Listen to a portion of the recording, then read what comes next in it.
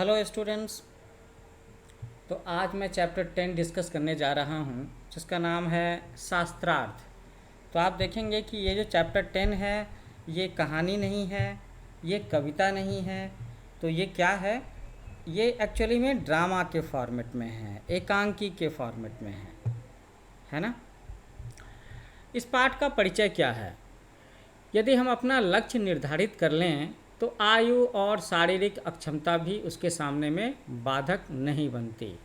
आयु, एज और शारीरिक अक्षमता का मतलब है फिजिकल डिजेबिलिटी। जीवन में चुनौतियां स्वीकार करके ही आगे बढ़ा जा सकता है। तो इस नाटक में अष्टावक्र अपनी शारीरिक अपंगता की कमजोरी को बुद्धि के बल से शक्ति संपन्न बना लेता है तथा पिता के शाप को भी आशीर्वाद के रूप में ग्रहण करता है। तो इसमें हम लोग महान ऋषि और विद्वान अष्टावक्र के बारे में पढ़ने जा रहे हैं। ओके, तो चैप्टर शुरू करने से पहले मैं सोच रहा हूँ कि एक बार आपको अपने चैनल के बारे में बताता हूँ। तो मेरा चैनल है न्यू एज कोचिंग। आप इसे लाइक करो, शेयर करो, सब्सक्राइब करो, अपने दोस्तों के बीच में बताओ भी, और इस वीडियो के बाद इस चैप्टर के बारे में अपने कमेंट्स भी लिखना। और अगर जो भी बच्चे अपने स्कूल में परिवेश नाम की किताब पढ़ रहे हैं, वो किताब जो कि 5, 6, 7, 8 क्लास में है, तो आप उसके चैप्टर का एक्सप्लेनेशन, क्वेश्चन आंसर सॉल्यूशंस है ना, ये आपको मेरे चैनल पर प्लेलिस्ट परिवेश 5, 6, 7, 8 में मिल जाएगा। तो आप यहाँ से देख सकते हैं। चैप्टर में आगे बढ़ते हैं हम लोग। अष्टावक्र प्राचीन काल के प्रसिद्ध और तेजस्वी मुनि थे। ऋषि मुनि। तो भारत के 4-5 प्रसिद्ध ऋषि मुनियों के नाम आप बता सकते हो? तो उसके सारे 2-2 लाइन लिखने का काम तो आप करोगे, है ना। मैं फिलहाल आपको एक बार नाम बता देता हूँ। तो ऋषि मुनि में अगर हम नाम कहें तो वाल्मीकि,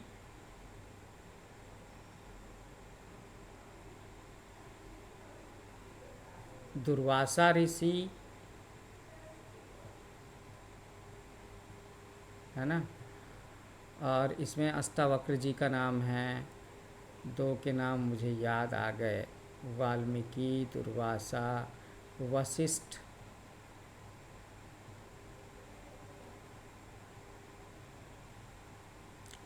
और अगर आपको सप्तर्षि के 7 ऋषियों का नाम याद है तब तो फिर क्या बात है। परशुराम और भी बहुत सारे ऋषि। तो ये सब आप देख लेना। हम लोग आगे चैप्टर डिस्कस करते हैं।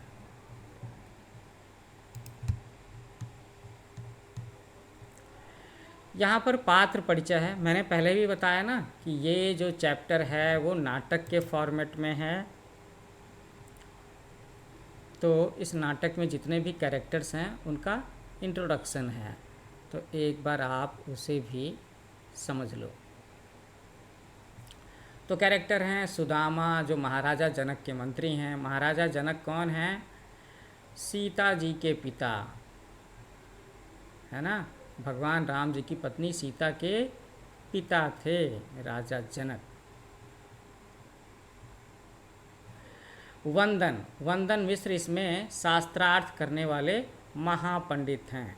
शास्त्रार्थ वर्थ यहाँ पर ये जो शब्द है ये हाईलाइटेड है ना। तो इसका मतलब होता है कि 2 विद्वान लोगों के बीच में जो डिबेट होती है, जिसमें दोनों एक दूसरे की जानकारी को परखते हैं, है ना, चैलेंज करते हैं, अपने अपने लॉजिक से, आर्गूमेंट से अपनी बात को सच साबित करने की कोशिश करते हैं। इसे ही शास्त्रार्थ कहते हैं। इसके बाद में सतानंद नाम के एक कैरेक्टर हैं जो महाराज जनक के पुरोहित हैं। पुरोहित का मतलब होता है पुजारी। महाराजा जनक कौन है? तो विदेह राज्य के अधिपति हैं। और साथ में मैंने बताया ना कि जनक सीता जी के पिता भी हैं। ओके। अष्टावक्र वो इस नाटक के लीडिंग कैरेक्टर हैं। तो वो कौन है? वो एक ब्राह्मण कुमार हैं। कहोड़ कौन है? तो कहोड़ अष्टावक्र के पिता हैं, और बाकी वहाँ पर जैसे एक राजा के दरबार में होता है, बाकी सारे सभासद हैं और प्रहरी हैं, सिक्योरिटी गार्ड्स। ओके, तो नाटक पढ़ना शुरू करते हैं। सुदामा अपने आसन से उठ करके कि महाराज विदेह अब आने ही वाले हैं, सभी महानुभाव सावधान हो जाएं। तो सुदामा जो महाराजा जनक के मंत्री हैं वो अनाउंसमेंट करते हैं कि भाई महाराजा जनक अब इस सभा में आने वाले हैं। निमिराज महाराज विदेह की जय। नेपथ्य, नेपथ्य का मतलब होता है बैकग्राउंड में, बैकग्राउंड मतलब इसमें बंदे को दिखाया नहीं जाता कि कौन बोल रहा है, लेकिन बैकग्राउंड से आवाज़ आती है। 3 बार ये जय ध्वनि होती है। कौन सी जय ध्वनि? कि निमिराज महाराज विदेह की जय।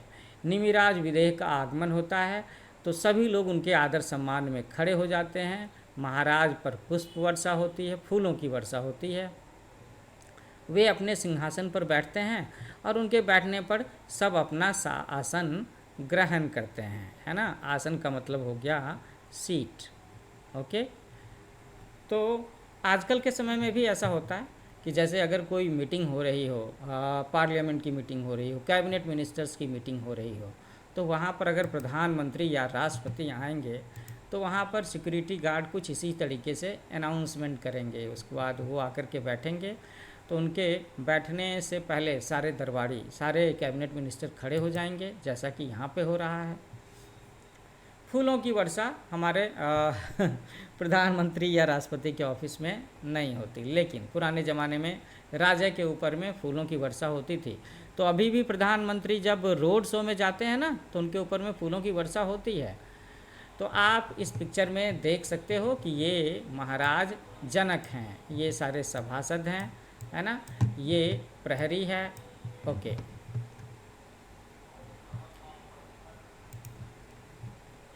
तो राज दरबार पुराने समय का ऐसा ही हुआ करता था कुछ।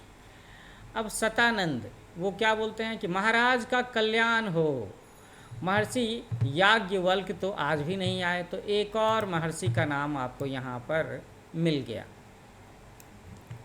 अब सभा का कार्यक्रम क्या हो, इसकी घोषणा करने की कृपा करें। घोषणा का मतलब है अनाउंसमेंट। ये सारे वर्ड्स ना मैं इसलिए बता रहा हूँ कि आजकल जो बच्चे प्राइवेट स्कूल्स में पढ़ते हैं अक्सर उनकी हिंदी अच्छी नहीं होती, तो इंग्लिश के वर्ड्स वो ज़्यादा समझते हैं। तो घोषणा का मतलब हो गया अनाउंसमेंट। अब राजा जनक बोलते हैं कि क्या राज पंडित वंदन मिश्र यहाँ पर हैं।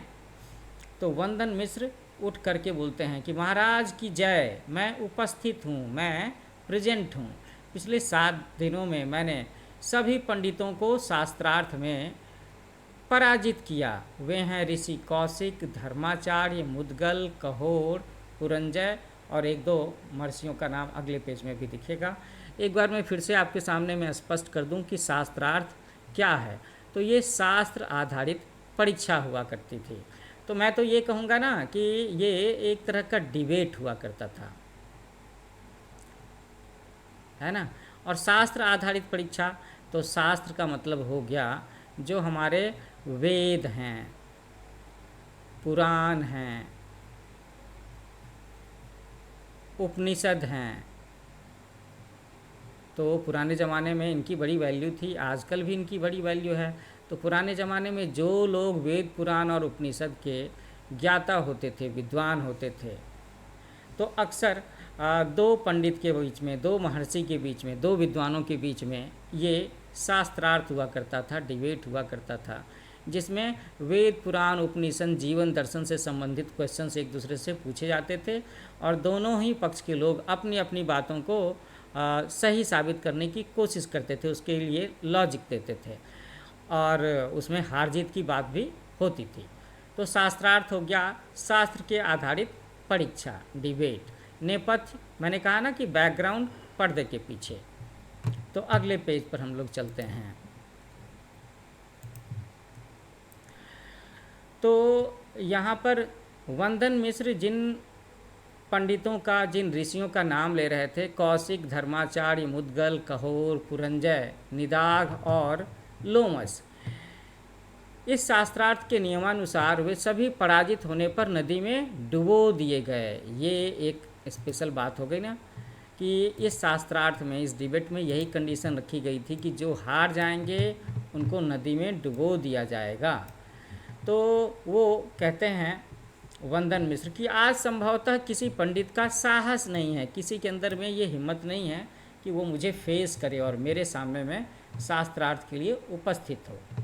तो अब राजा जनक बोलते हैं कि आप थोड़ी देर प्रतीक्षा करें, संभव है कोई आपको पराजित करने की इच्छा से उपस्थित हो जाए, संभव है कि कोई आपको डिफीट करने के लिए सभा में आ जाए। अब तभी क्या होता है कि एक प्रहरी का प्रवेश होता है। प्रवेश का मतलब इंटर करना। तो एक सिक्योरिटी गार्ड अंदर आकर के बोलता है। क्या बोलता है वो बोलता है कि महाराज की जय, 12 वर्ष का एक बालक आपकी राजसभा में उपस्थित होने की आज्ञा चाहता है। तो राजा जनक की सभा में कौन आना चाहता है? एक 12 वर्ष का बालक, एक teenager which is just 12 years old, वो आना चाहता है। तो बच्चों, आपके मन में क्यूरियोसिटी होगी ना कि भाई इस दरबार में तो बड़े बड़े महर्षि आ रहे थे और वंदन मिश्र नाम के ये जो पंडित हैं, उनके अंदर इतना ज्ञान है और ज्ञान के साथ अभिमान भी है कि उन्होंने कई सारे महर्षियों को शास्त्रार्थ में हरा दिया और सजा के तौर पर उनको नदी में डुबो दिया गया। लेकिन प्रहरी, यहाँ पर सिक्योरिटी गार्ड बता रहा है कि भाई एक 12 ईयर्स ओल्ड टीनेजर यहाँ आकर के आपके सामने में उपस्थित होना चाहता है। तो उसके उपस्थित होने का एक ही पर्पस होगा कि वो पंडित वंदन मिश्र के साथ में शास्त्रार्थ करना चाहता होगा, डिबेट करना चाहता होगा। तो राजा जनक बोलते हैं आश्चर्य से, है ना, सरप्राइज्ड, 12 वर्ष का बालक, वह क्या चाहता है? तो प्रहरी कहता है कि वह राज पंडित वंदन मिश्र से शास्त्रार्थ करने की अनुमति चाहता है। अनुमति, परमिशन, है ना, क्योंकि भाई 12 ईयर्स का एक जो टीनेजर होगा, कोई भी उसके बारे में क्या सोचेगा कि भाई वो एक ऋषि मुनि के साथ में, एक बड़े विद्वान के साथ में कैसे डिबेट कर सकता है। तो वो यहाँ पर आ कर के डिबेट ही करना चाहता है और उसी की परमिशन मांग रहा है। अब आगे राजा दशरथ क्या जवाब देते हैं इस सरप्राइज़ की घड़ी में? वो कहते हैं कि 12 वर्षीय बालक राज पंडित वंदन मिश्र से शास्त्रार्थ करेगा? क्या वह राज पंडित द्वारा घोषित नियम नहीं जानता कि शास्त्रार्थ में पराजित होने पर वह नदी में डुबो दिया जाएगा? तो वो सिक्योरिटी गार्ड बोलता है कि ये नियम मैंने उसे बता दिया है, लेकिन फिर भी वह शास्त्रार्थ करने के लिए क्या कर रहा है? हठ कर रहा है। हठ करने का मतलब क्या हो गया? हठ करने का मतलब हो गया जिद करना। शास्त्रार्थ करने का हठ करता है, जिद करता है कि नहीं, मुझे तो उनके साथ में शास्त्रार्थ करना ही करना है, ऐसा बोलता है वो 12 ईयर्स ओल्ड टीनेजर। तो राजा जनक बोलते हैं कि भाई वो पागल तो नहीं है। तो वो प्रहरी, सिक्योरिटी गार्ड फिर से बोलता है कि वह पागल तो नहीं लगता, किंतु उसका शरीर 8 स्थानों से टेढ़ा है। ये स्पेशल फिजिकल फीचर बताया उस सिक्योरिटी गार्ड ने कि वो जो लड़का है, जो 12 साल का है, उसका शरीर 8 जगहों से टेढ़ा लग रहा है। सिर टेढ़ा होगा, हाथ पैर टेढ़ा होना, कमर टेढ़ा होना, ऐसा कुछ, लेकिन वो पागल नहीं लगता। तो अब राजा जनक की दिलचस्पी और बढ़ी और वो पूछते हैं कि उसका नाम क्या है भाई? सबके मन में ये सिक्योरिटी होगी ना, नाम जानने से ये बात होती है, सिक्योरिटी नहीं, क्यूरियोसिटी कि भाई ये कौन बालक है, क्यों अपनी जान गंवाना चाहता है। तो वो प्रहरी बोलता है कि उसने अपना नाम अष्टावक्र बताया है। क्या बताया? अष्टावक्र बताया है। तो अब मैं आपको अष्टावक्र शब्द का मतलब समझाता हूँ। अष्ट, अष्ट का मतलब होता है 8, है ना, वो जो इंग्लिश में डिजिट होता है ना 8। वक्र,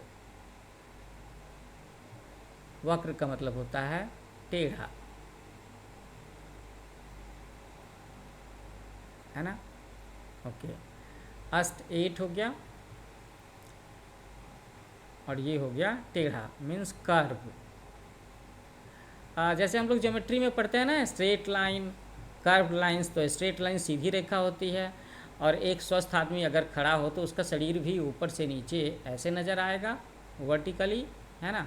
लेकिन यहाँ पर नाम है अष्टावक्र, और सचमुच में उनका शरीर जो है वो 8 जगहों से टेढ़ा है, ऐसे ऐसे ऐसे, कुछ इस तरीके से टेढ़ा है, ऐसे। तो वंदन मिश्र बोलते हैं कि ऐसे टेढ़े शरीर वाला मुझसे क्या शास्त्रार्थ करेगा, और सारे पंडित सतानंद से संकेतों में जिज्ञासा प्रकट करते हैं, इशारा करके पूछते हैं कि भाई ये क्या बात है, ये क्या बात है, ऐसे टेढ़े शरीर वाला, वो भी बालक, क्या शास्त्रार्थ करेगा, क्यों आना चाहता है। तो सतानंद बोलते हैं कि महाराज, पंडितों के मन में जिज्ञासा है, क्या है, क्यूरियोसिटी है, सब जानना चाहते हैं कि ये बालक कौन है, कैसा है, और यहाँ क्यों आया है। तो यदि आज्ञा हो तो उसे बुलवा लिया जाए। तो राजा जनक बोलते हैं कि भाई उसका अपमान नहीं होना चाहिए, उसकी बेइज्जती नहीं होनी चाहिए। अच्छी बात कही ना राजा ने। तो वो बॉडीगार्ड से, सिक्योरिटी गार्ड से बोलते हैं कि अच्छा उसे भेजो, और वो सिक्योरिटी गार्ड चला जाता है और कहता है कि महाराज की जो आज्ञा, ये बोल करके वो प्रस्थान करता है। थोड़ी देर के बाद में वहाँ पर अष्टावक्र का प्रवेश होता है। ही इंटर्स इन दी दरबार ऑफ राजा जनक। उसका शरीर 8 स्थानों से टेढ़ा है, और वह मृग चर्म लपेटे हुए हैं, मतलब उन्होंने कोई कपड़े नहीं पहने हैं, अपने शरीर पर हिरन की छाल को पहना हुआ है। तो पुराने ज़माने के जो ऋषि मुनि होते थे वो इसी तरीके से मृग की छाल, हिरन की छाल, डियर होता है ना, हाँ, वही पहना हुआ है। अब अष्टावक्र बोलते हैं हाथ उठा करके कि महाराज का कल्याण हो। राजा जनक बोलते हैं कि स्वागत है ब्राह्मण कुमार। तो आप देख रहे हो ना कि अष्टावक्र ने राजा को कैसे विश किया, और राजा जनक ने उस अष्टावक्र को, उस ब्राह्मण कुमार को, उस टीनेजर को कैसे विश किया। तो अब अष्टावक्र को देख करके बाकी सारे जो पंडित हैं वो हंसने लगते हैं।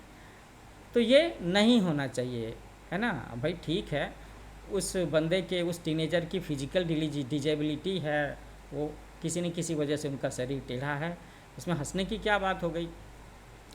एक बात मैं आप सारे बच्चों को बता देना चाहता हूँ कि कभी भी हमें किसी आदमी के प्रेजेंस पर, उसके फिजिकल अपीयरेंस पर नहीं हंसना चाहिए, क्योंकि फिजिकल अपीयरेंस किसी भी व्यक्ति का गोरा होना, काला होना, लंबा होना, छोटा होना, है ना, और जैसे अष्टावक्र का शरीर 8 जगह से टेढ़ा है, ये उस व्यक्ति के वश में तो नहीं है ना। वो तो जन्म से हुआ, भाग्य से हुआ, प्रभु की कृपा से हुआ, जैसा शरीर मिला।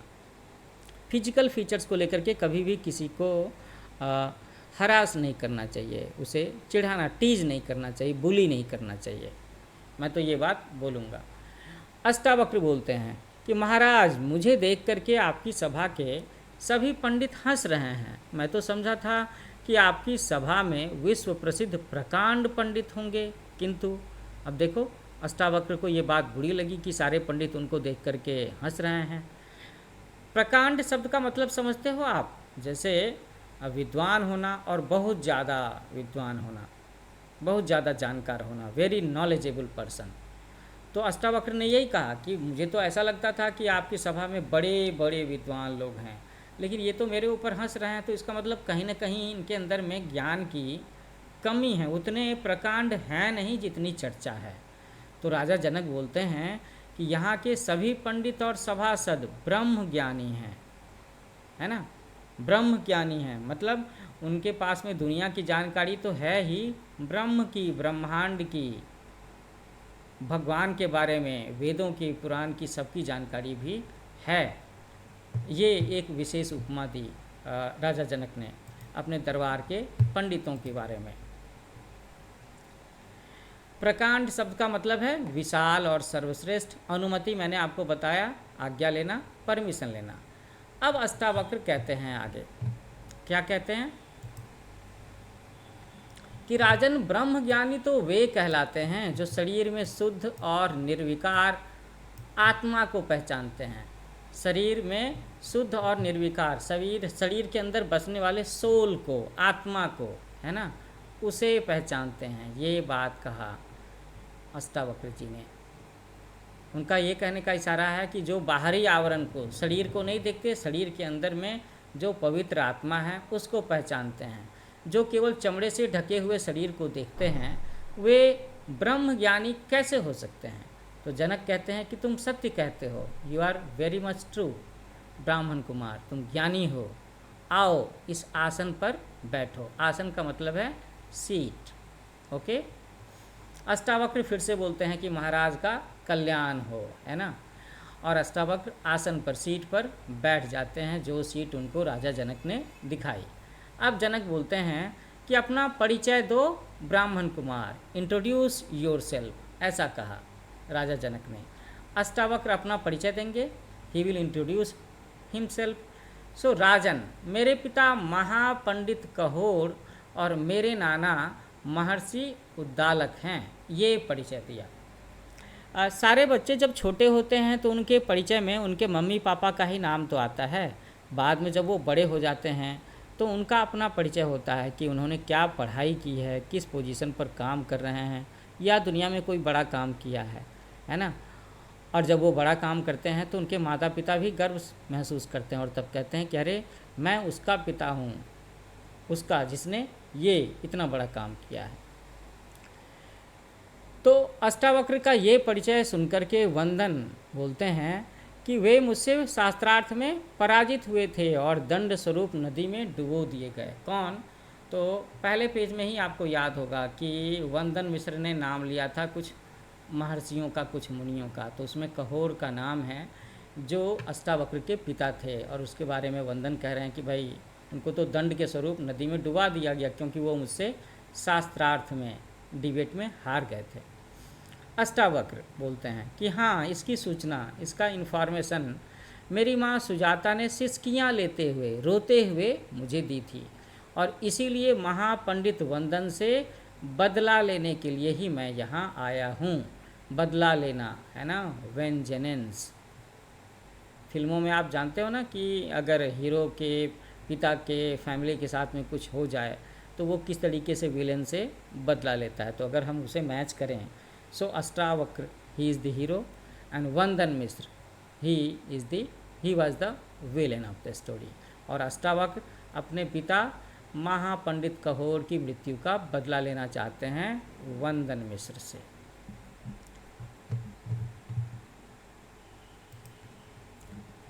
अब देखते हैं अब आगे शास्त्रार्थ शुरू होने का पहले का सीन क्या है। तो आप इस पिक्चर में देख सकते हो, क्या क्या चीज़ें देख सकते हो, है ना, कि राजा का दरबार सजा हुआ है, आप देख रहे हो ना। ये जनक हैं, ओहो पेन बदलना होगा, ये जनक हैं राजा, और ये अष्टावक्र हैं। So now you can see that इनका शरीर 8 जगहों से कैसे टेढ़ा टेढ़ा नज़र आ रहा है ना। कमर टेढ़ी है, यहाँ से टेढ़ी है जगह, ओके, और थोड़े से झुके हुए से भी हैं, पैर भी छोटे छोटे से हैं, है ना। और यहाँ देखो ये जो सभासद हैं ये हंस रहे हैं, और ये एक ऋषि मुनि, मुझे लगता है ये वंदन मिश्र हैं, वही जो शास्त्रार्थ में बाकी सारे ऋषि मुनियों को हरा रहे हैं। ठीक है, तो ये राज दरबार मैंने आपको डिस्क्राइब कर दिया, बता दिया, ये राजा हैं। Okay, so now we proceed to the next page. Janak बोलते हैं कि तो क्या तुम महापंडित वंदन से शास्त्रार्थ करोगे? ये जान लो कि पराजित होने पर, हार जाने पर तुम्हारी भी वही दशा होगी जो तुम्हारे पिता की हुई। तो पिता की दशा क्या हुई थी? उनको मृत्यु की सज़ा दी गई। कौन सी सज़ा? जिसमें नदी में डुबो दिया गया था, है ना। ये वार्निंग राजा जनक ने दे दिया अष्टावक्र को। अष्टावक्र बोलते हैं कि मैं ये बात जानता हूँ। निर्विकार शब्द क्या है? तो निर्विकार शब्द का अर्थ होता है जिसमें कोई विकार ना हो। विकार का मतलब है कोई त्रुटि ना हो, कोई अशुद्धि ना हो, है ना। ये शब्द आपके एग्जाम में आ सकता है। संधि विच्छेद में भी इसकी चर्चा हो सकती है, और एक शब्द से अनेक शब्द, अनेक शब्द के लिए एक शब्द में भी ये चीज़ आ सकता है।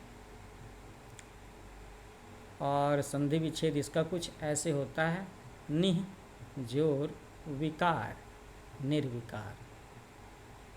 देखूंगा, मुझे कभी मौका मिलेगा तो मैं ग्रामर के कुछ चैप्टर्स, इम्पॉर्टेंट चैप्टर्स भी रिकॉर्ड करके अपलोड करूंगा। I hope you would like it. अब आगे राजा जनक बोलते हैं कि तुम अपने विपक्षी की प्रवचन शक्ति को जाने बिना, प्रवचन शक्ति, प्रवचन भाषण देने की शक्ति है ना, प्रीच करने की, उपदेश देने की शक्ति, स्पीच देने की शक्ति, ये जाने बिना शास्त्रार्थ के लिए कैसे प्रस्तुत हो। बहुत से पंडित आचार्य वंदन का प्रभाव देख चुके हैं, फिर से राजा जनक समझाने की कोशिश कर रहे हैं। तो अष्टावक्र कहते हैं कि अभी आचार्य वंदन को हम जैसों के साथ में शास्त्रार्थ करने का अवसर नहीं मिला है। अवसर मीन्स अपॉर्चुनिटी, मौका। बात तो सही है। वंदन कहते हैं कि ब्राह्मण कुमार, अधिक अभिमान की बातें मत करो, मुझे तुम पर दया आती है ना। मुझसे शास्त्रार्थ कर क्यों अपने जीवन का अंत करना चाहते हो, तुम अभी बालक हो। तो वंदन मिश्र भी उनको वार्निंग देते हैं, समझाते हैं। अब अष्टावक्र क्या बोलते हैं, वो बोलते हैं कि वंदन मिश्र जी, आयु के अनुसार छोटे बड़े का निर्णय तो मूर्ख मंडली में होता है। Age is just a number. आयु में भले ही छोटा कहा जाऊं, किंतु ज्ञान में आप मुझे छोटा क्यों मानते हैं, एक बार टेस्ट हो जाए, ऐसे चैलेंज कर रहे हैं अष्टावक्र। कि फलों से लदा हुआ छोटा वृक्ष फल रहित लंबे वृक्षों से अधिक प्रिय होता है। उन्होंने ये एक मुहावरा भी कहा। तो वंदन मिश्र कहते हैं कि टेढ़े अंगों में बड़ी बुद्धि है, ये बात ध्यान देने की है। ये उन्होंने ना एक छोटा सा ताना भी कसा, कमेंट किया है ना, टीज किया, किसको, अष्टावक्र को, कि टेढ़े अंगों में बड़ी बुद्धि लगती है। अष्टावक्र कहते हैं कि मेरे टेढ़े अंग तो मेरे पूज्य पिता के वरदान से ही हैं। कि मेरे पिता जब वेद पाठ करते थे तो उदात्त को अनुदात्त पढ़ जाते थे।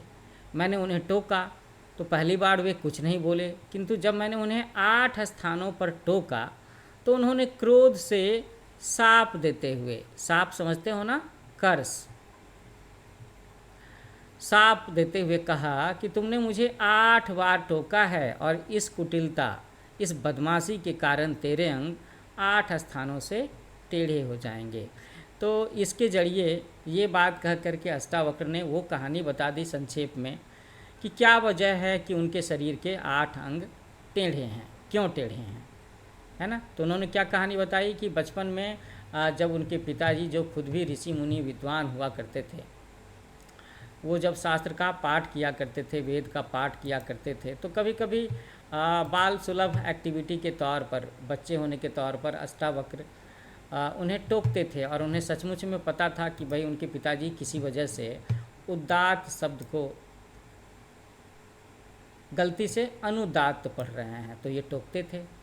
और इसी पर नाराज़ होकर के अष्टावक्र के पिताजी कहोर ने अष्टावक्र को ये श्राप दे दिया था कि भाई तुम मुझे बदमाशी करके तंग कर रहे हो और 8 बार तुमने मुझे टोका है, सो दैट तुम्हारी इस बदमाशी के कारण तुम्हारे अंग 8 स्थानों से टेढ़े हो जाएंगे।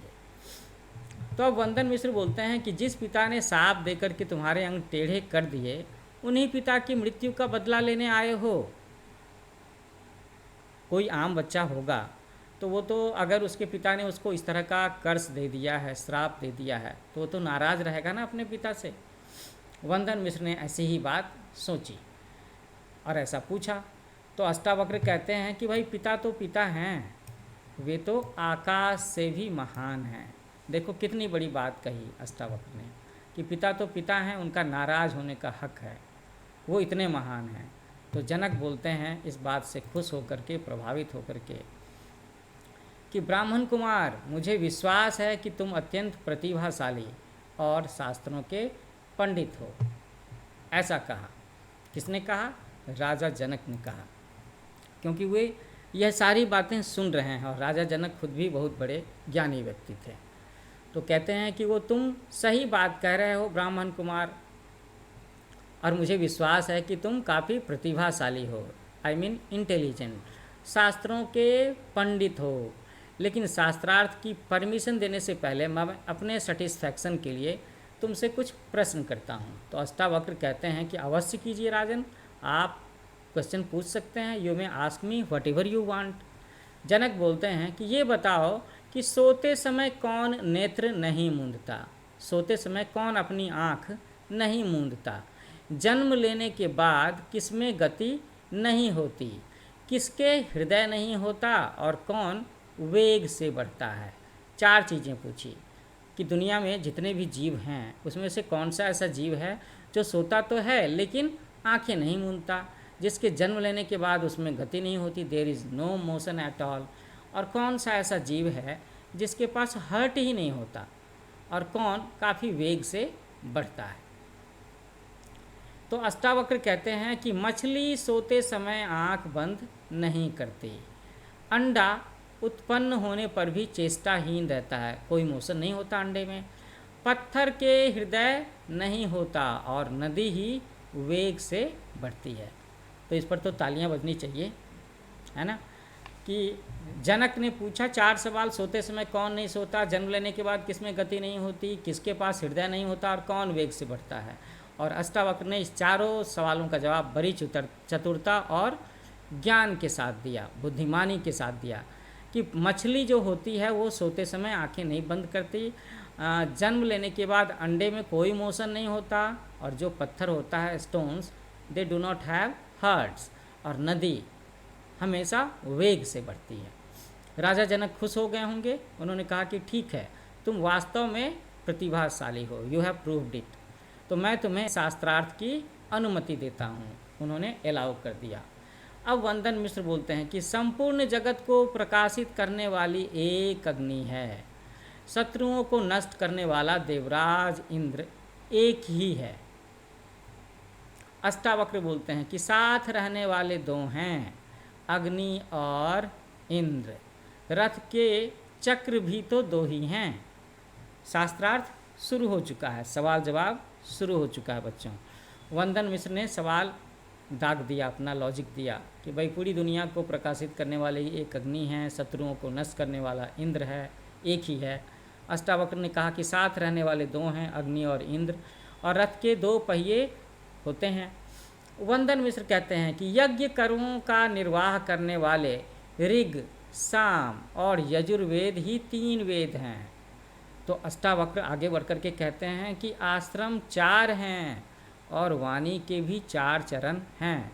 तो आप देख रहे हो ना, 1 2 3 एंड 4। तो किस तरीके से ये शास्त्रार्थ आगे बढ़ रहा है, ये सवाल जवाब आगे बढ़ रहा है, ये हम लोग देख पा रहे हैं, सुन रहे हैं।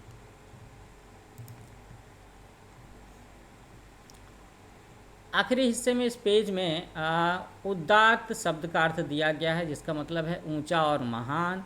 अनुदात्त ये क्या होगा? तो ये तो उसका अपोजिट मीनिंग वर्ड है, विलोम शब्द है ना। आप देख सकते हो, इसका एंटोनिम है ये।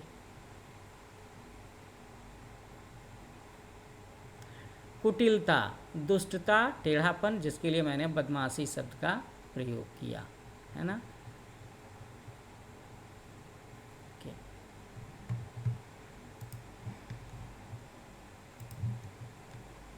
अब आगे ये शास्त्रार्थ आगे बढ़ता जा रहा है। तो हमने देखा कि 1 2 3 4 करके अंकों से संबंधित बातें हो रही हैं। एक बार वंदन मिश्र बोल रहे हैं, दूसरी बार अष्टावक्र बोल रहे हैं। अब वंदन मिश्र बोलते हैं कि इंद्रियों की संख्या कितनी है? तो इंद्रियों की संख्या 5 है।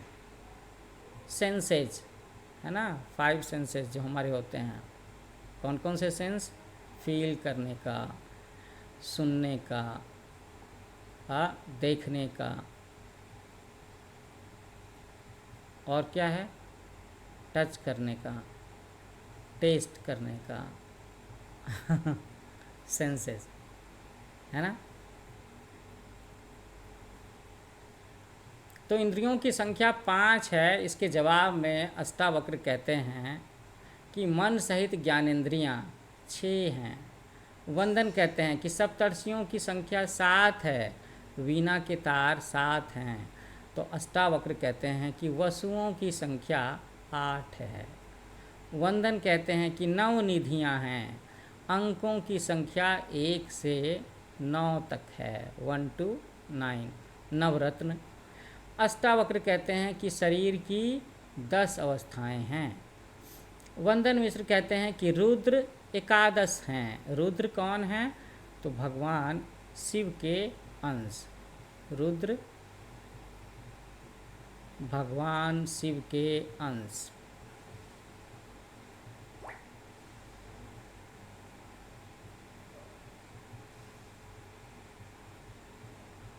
ओके।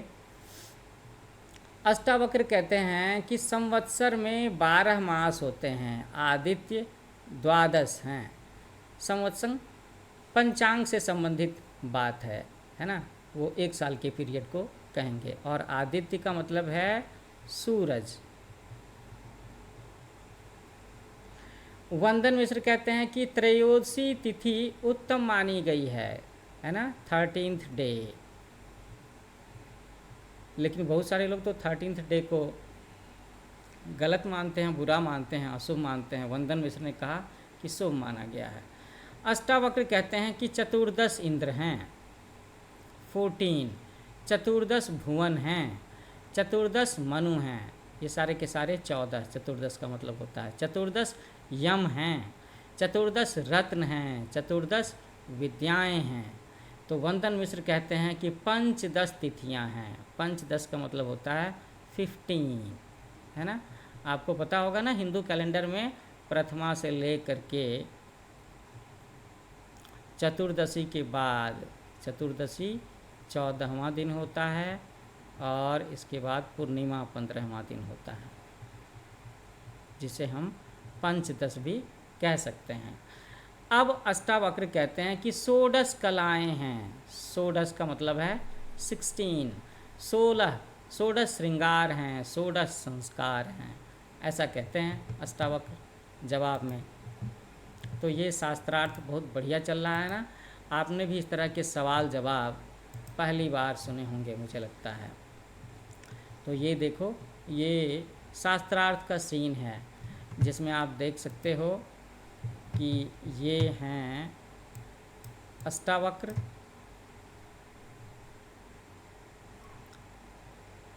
है ना, और ये हैं वंदन मिश्र, और बाकी तो ये दरबार का सीन है कि कैसे सवाल जवाब हो रहा है। यहाँ पर भी कुछ स्पेशल वर्ड हैं। ज्ञानेंद्रियाँ, विषयों का ज्ञान करने वाली इंद्रियाँ, मैंने बताया था ना। और बताया था कि संवत्सर का मतलब होता है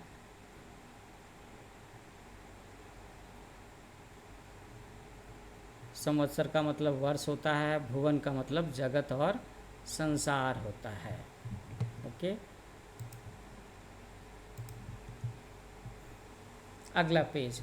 वंदन मिश्र कहते हैं कि अंत्याष्टिका छंद का एक पद 17 अक्षरों का है ना। तो मैं ज़रा सा आपके लिए वो ट्रांसलेट कर देता हूँ कि सारे स्टूडेंट्स हिंदी के ये शब्द शायद नहीं समझ पाएंगे। 17 अंत्याष्टिका, है ना, छंद का एक पद 17 अक्षरों का है।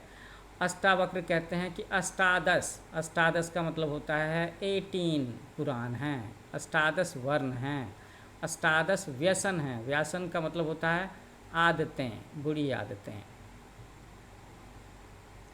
अष्टादश स्मृतियां हैं। तो बच्चों यहाँ पर हर जगह पर जहाँ भी अष्टादश लिखा है दैट इज़ 18। वंदन मिश्र कहते हैं कि 19 सोचते हैं और जवाब नहीं दे पाते। तो अष्टावक्र कहते हैं कि आप उत्तर नहीं दे सके, आप अपनी हार मानेंगे क्या? जाने दीजिए। मैं बतलाता हूँ कि ज्योतिष में शनि का भोग्य 19 वर्ष है। ज्योतिष, एस्ट्रोलॉजी,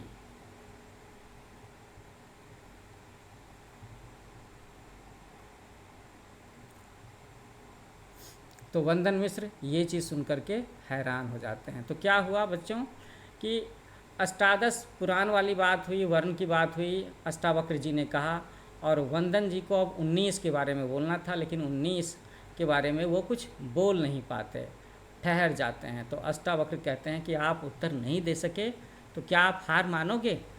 जाने दीजिए, मैं बताता हूँ कि ज्योतिष में, एस्ट्रोलॉजी में शनि ग्रह का भोग्य 19 वर्ष का है, कि जिसके भी राशि में शनि का वो प्रकोप होता है तो उन्हें 19 वर्ष तक, 19 ईयर्स तक झेलना होता है। और ये बात सुन करके वंदन मिश्र हैरान हो जाते हैं। अब जनक बोलते हैं कि अष्टावक्र के उत्तर ठीक हैं, अब अष्टावक्र प्रश्न करें। कहने का मतलब था कि अभी तक ये सारे के सारे क्वेश्चन वंदन मिश्र की तरफ से किए जा रहे थे, अष्टावक्र जवाब दे रहे थे। तो अब बारी आ गई अष्टावक्र की, उनके क्वेश्चन का राउंड शुरू होता है। अब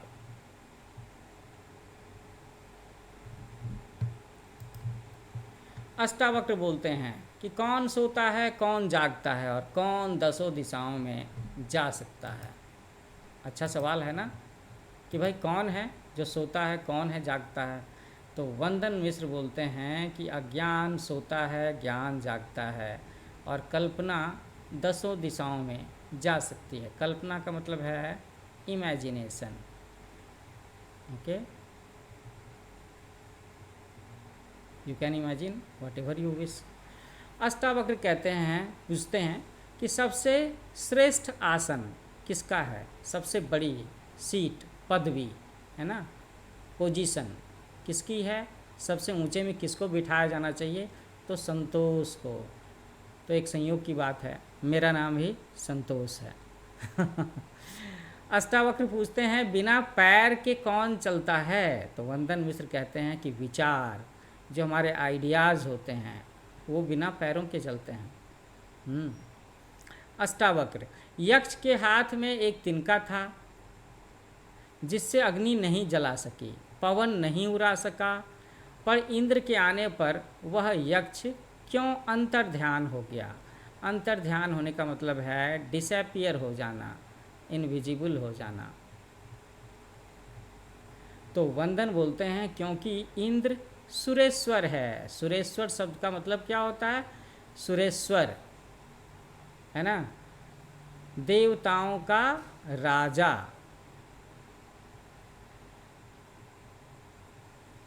उसे कहते हैं हम सुरेश्वर। अष्टावक्र कहते हैं कि नहीं, ये उत्तर ठीक नहीं है। तो जनक कहते हैं कि हाँ, उत्तर ठीक नहीं है। यक्ष इसलिए अदृश्य हो गया क्योंकि अग्नि और वायु की अपेक्षा इंद्र अधिक अभिमानी है, और अभिमानियों से साक्षात्कार करना यक्ष के सम्मान के प्रतिकूल था, अगेंस्ट था, इसीलिए वो डिसअपियर हो गया था। थोड़ा सा पहले जैसा लग रहा है, लेकिन ऐसा होता है। अब दोनों के बीच में सवाल जवाब चल रहा है, और अष्टावक्र जी क्वेश्चन पूछ रहे हैं, वंदन मिश्र को जवाब देना है। जहाँ पर हम देख रहे हैं कि एक सवाल के जवाब में वो अटक गए हैं, गलत उत्तर बताया और इस चीज़ को जस्टिफाई किया राजा जनक जी ने। वो यहाँ पर जूरी की भूमिका में भी हैं। अब अष्टावक्र पूछते हैं कि पंडित राज वंदन, यक्ष के अदृश्य होने पर जो सुंदरी प्रकट हुई वह कौन थी? तो वंदन पूछते हैं उमा। अष्टावक्र पूछते हैं कि ये उमा कौन थी? पर्वतराज हिमवान की पुत्री। उमा आप नाम जानते हो, सुने होंगे। उमा शिव की पत्नी को कहा गया है। तो वो पूछते हैं कि ये उमा कौन थी? पर्वतराज हिमवान की पुत्री। तो वंदन मिश्र कहते हैं हाँ, पार्वती थी।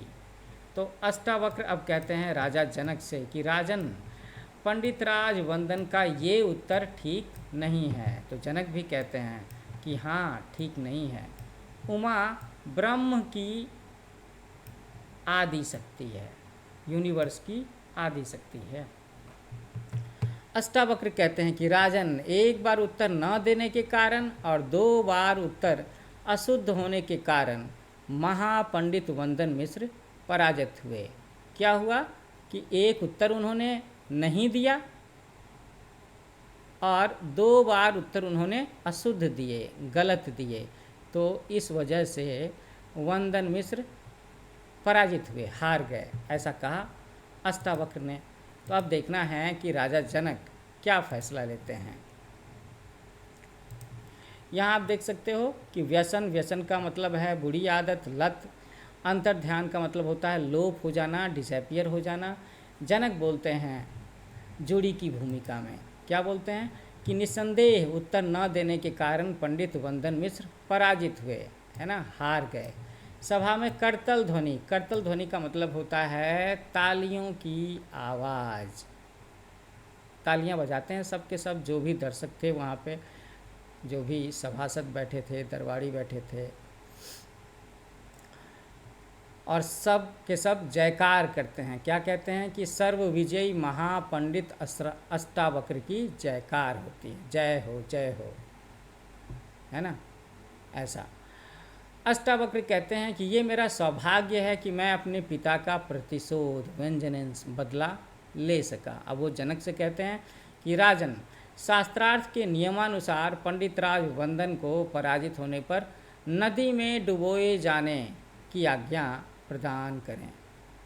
यही नियम था शास्त्रार्थ का कि जो हार जाएगा उसे नदी में डुबोया जाएगा। तो अब वंदन मिश्र घिघियाते हुए कहते हैं, रिक्वेस्ट करते हुए, महाराज महाराज। तो जनक कहते हैं कि महापंडित अष्टावक्र ही आपको क्षमा कर सकते हैं, मैं आपको क्षमा नहीं कर सकता, आपने खुद ही ये कंडीशन रखा हुआ था। तो वंदन मिश्र कहते हैं कि महापंडित अष्टावक्र जी, आपसे विनम्रतापूर्वक क्षमा मांगता हूँ। तो अष्टावक्र कहते हैं कि आपने पंडितों और मेरे पिता को शास्त्रार्थ में पराजित होने पर क्षमा कर दिया था क्या, ऐसा कहा उन्होंने याद दिलाया कि आपने क्या किया था पंडितों को हराने के बाद में। तो अब वंदन मिश्र कहते हैं कि राजन, अब मैं सारा रहस्य उद्घाटित करता हूँ, कि एक सीक्रेट वो डिस्क्लोज करने की बात करते हैं कि महाराजा जनक, मैं राजा वरुण का पुत्र हूँ। उनके यहाँ 12 वर्षों में पूर्ण होने वाला यज्ञ चल रहा था और उस यज्ञ के अनुष्ठान के लिए मुझे 7 श्रेष्ठ पंडितों की आवश्यकता थी, है ना, 7, 12 का मतलब है 12, ओके। जल में डुबोने के बहाने मैंने उन्हें उस यज्ञ में भेज दिया है, वे सब पिता वरुण का यज्ञ पूर्ण करके लौट रहे होंगे। तो ये रहस्योद्घाटन किया वंदन मिश्र ने। क्या कहा कि भाई एक्चुअली में मैंने जो शास्त्रार्थ किया और 7 पंडितों को मृत्यु के लिए नदी में डुबोने की बात की, एक्चुअली में मैंने उनको मृत्यु के लिए नहीं डुबोया है नदी में, वो मरे नहीं हैं। एक्चुअली में मैंने मुझे ना एक टेस्ट लेना था कि कौन ऐसे 7 बड़े महान पंडित हैं। तो इस तरीके से शास्त्रार्थ करके मैंने फ़िल्टर किया कि ये 7 महान मुनि हैं, ऋषि हैं, यही मेरे पिता का यज्ञ पूरा करा सकते हैं, तो मैंने इनको वहाँ भेज दिया है। तो जनक बोलते हैं कि यदि ऐसी बात है तो 7 पंडितों को लेकर के आओ। तो वंदन मिश्र जा बोलते हैं कि मैं अभी जाता हूँ और लेकर के आता हूँ। फिर अगला सीन है जहाँ पर वंदन मिश्र पुनः प्रवेश करते हैं और बोलते हैं कि महाराज की जय हो, जो पंडित शास्त्रार्थ में मुझसे पराजित हुए थे वे सभी आपकी सेवा में उपस्थित हैं, मेरा अपराध क्षमा कीजिए। अब सुदामा वो बोलते हैं कि क्षमा के योग्य तो ये कार्य नहीं है, किंतु सभी पंडितों के जीवित और स्वस्थ रहने के उपलक्ष्य में क्षमा करने की बात सोची जा सकती है। सोची जा सकती है का मतलब क्या है, कंसीडर किया जा सकता है कि क्षमा कर दिया जाए क्या। अब 7 पंडित सम्मिलित स्वर में बोलते हैं, महाराज का कल्याण हो। अब कहोड़, है ना, जो अष्टावक्र के पिता हैं, वो कहते हैं कि मैंने सुना है कि मेरे बेटे अष्टावक्र ने शास्त्रार्थ में महापंडित वंदन मिश्र को पराजित कर मेरी हार का बदला ले लिया है। और क्या कहना चाहेंगे वो अभी हम लोग जानते हैं। वंदन मिश्र कहते हैं कि उसको आपने साप दे करके अष्टावक्र बना दिया। तो अष्टावक्र कहते हैं कि महापंडित वंदन मिश्र, पिता और पुत्र के बीच में बोलने का आपको कोई अधिकार नहीं है। तो कहोड़ कहते हैं, कहोड़ जो कि अष्टावक्र के पिताजी हैं, क्या कहते हैं वो कि हाँ अष्टावक्र, मस्तिष्क से, है ना, ब्रेन से तुम जितने प्रखर हो, जितने तेज हो, ओके, हृदय से तुम उतने ही निर्मल हो। तुम जैसे पुत्रों से ही पिता कृतार्थ होता है। मैं तो कामना करता हूँ कि भारत में प्रत्येक पिता को ऐसे ही पुत्र की प्राप्ति हो। तो ये बातें कही कहोड़ ने अपने पुत्र अष्टावक्र के बारे में। यहाँ पर उन्होंने इस चीज़ को मान लिया, प्रतिस्थापित किया कि पुत्र अष्टावक्र, तुम्हारा मस्तिष्क बहुत ज़्यादा प्रखर है, लेकिन तुम्हारा हृदय उतना ही निर्मल है, उसमें कोई छल कपट नहीं है। तो स्टूडेंट्स, यहाँ नीचे आप शब्दार्थ देख सकते हो। निस्संदेह का मतलब है संदेह रहित, विदाउट एनी डाउट। प्रतिशोध का मतलब है बदला और प्रतिकार। प्रखर का मतलब है तीक्ष्ण और तेज। अब अष्टावक्र कहते हैं कि प्रभु मुझे शक्ति दें। किस बात की शक्ति मांग रहे हैं वो? कि मैं आपके शाप और आशीर्वाद को समान रूप से ग्रहण करने में समर्थ रहूं। देखो कितनी विनम्र वाणी है अष्टावक्र की। कहोड़ कहते हैं कि जब मैंने वरुण यज्ञ में आहुति डाली तो भगवान वरुण ने कहा कि तुम्हारा पुत्र तुम्हारे साथ समंगा नदी में स्नान करे तो वह अत्यंत सुंदर शरीर धारण कर लेगा। वह अष्टावक्र न रह करके सुडौल और सुंदर ऋषि कुमार बन जाएगा। तो ये एक और बात बताई कहोड़ जी ने कि भगवान वरुण ने ये एक तरह का वरदान दिया है। कैसा वरदान? कि अगर वो अपने पिता के साथ में जा करके समंगा नदी में स्नान कर लेगा तो एक सुंदर शरीर धारण कर लेगा। तो जनक कहते हैं कि मैं ये सुनकर के बहुत प्रसन्न हूँ। अब कहोड़ कहते हैं तो राजन आज्ञा दीजिए कि हम दोनों समंगा नदी में स्नान करने के लिए शीघ्र ही प्रस्थान करें, जाएं। तो जनक कहते हैं कि अवश्य, स्वस्थ होने पर आप दोनों हमारी सभा में फिर से आने का कष्ट करें। तो कहोड़ कहते हैं अष्टावक्र के पिता कि आपके पास आना हमारा सौभाग्य ही है। और आखिर में कहोड़, अष्टावक्र और बाकी सारे लोग भी बोलते हैं कि महाराज का कल्याण हो, राजा जनक का कल्याण हो। इसके साथ ही पर्दा गिर जाता है और इसके साथ ही आपका ये चैप्टर यहाँ पर ख़त्म होता है।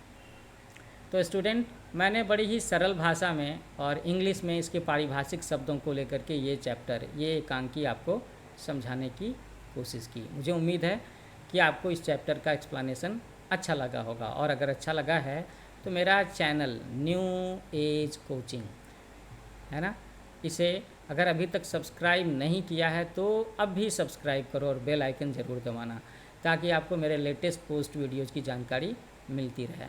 और आप देखोगे कि आने वाले समय में न्यू एज कोचिंग के चैनल पर आपके और भी बाकी सारे चैप्टर्स का एक्सप्लेनेशन, उसके सॉल्यूशन, ये सब मैं लेकर के आता रहूँगा। और जल्दी ही मैं जीके और मैथमेटिक्स के भी चैप्टर्स और टिप्स लेकर के आ रहा हूँ।